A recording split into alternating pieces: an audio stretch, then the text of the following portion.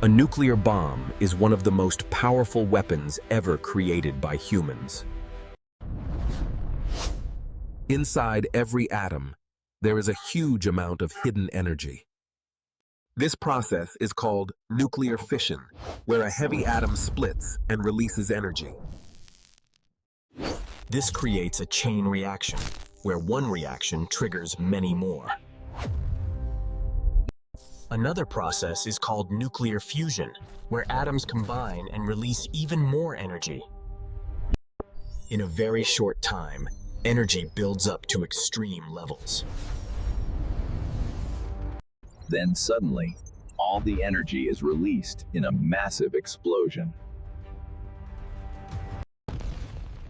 This heat is extremely intense and can burn everything nearby instantly. A powerful shockwave follows, destroying buildings over large distances. This is called radiation, which can harm living beings for a long time. Even after the explosion, the damage continues for years. That is why nuclear weapons are considered extremely dangerous for humanity.